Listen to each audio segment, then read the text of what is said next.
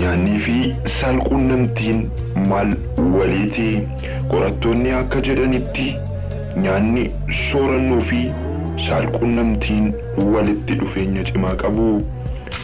Gosoonni nyaataa gammachuu namaa kennan namoonni saalquunnamtii fayyaalessa ta'e akka qabaatan taasisa jedhameera. Nyaata kanneen keessaa muraasaan wal baraa. Tokkoffaan qaaraa mimmixaa. Qaaraa yookiin mimmixaa keessa albuunni kaapsaayinsiin jedhamu jira. Namoonni gammachuun yeroo itti dhagahamu hormooniin uumamu indoorfiin akka qaama keessa olii gadi deemuu fi qaaraa fi mimmixii ni gargaaru. Dhiibbaa dabalataanis marsaa dhiigaa si'eessa, ho'i qaama namaa fi dhahannaan onnee akka dabalu gargaara. Kunneen yeroo saalquunnamtii jijjiiramoota qaama namaa irratti mul'atanidha. Chookoleetiin albuuda feenileetaayilaamiin jedhamu qaba. Chookoleetii nyaachuu fi jaalala ho'aa qabaachuun kan wal qabatuufis kanaafi. Albuudni kun yeroo namoonni saalquunnamtii raawwatan miira gammachuu akka qabaatan taasisa. Chookoleetii keessa aminoo asiidii tiraayiptoofaan kan jedhamu argama. Kunis qaama keessatti albuudni sirtoin jedhamuu fi gammachuu maddisiisu qaama keessatti akka naanna'u taasisa. Albuudni tiraayiptoofaan jedhamu gosoowwan nyaataa biraa hanqaaquu, lawuzii akkasumas oomishoota sooyaa biraa irraa argamuu danda'a. Chookoleetii fi saalquunnamtii gidduu walitti dhufeenyi jiru kan jedhame erga jaarraa 16ffaa eegaleeti.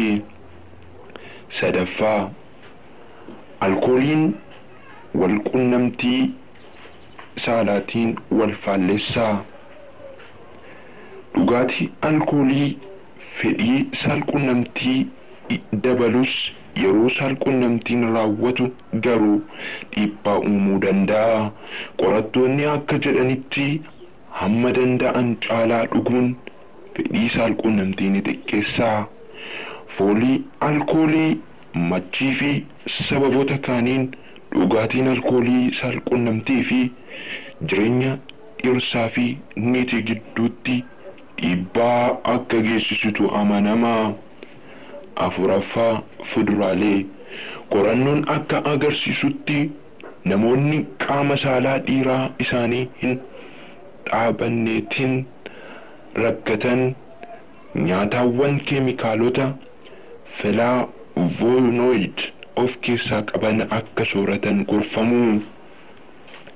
Fakkeenyaaf gosa goraa blueberry jedhamu, burtukaanii fi loomiinis ni eeramu. Dhiirota rakkoo akkanaa qabaniif fuduraalee garaagaraa soorachuun rakkoo isaanii parsantii 14 ni hir'isa.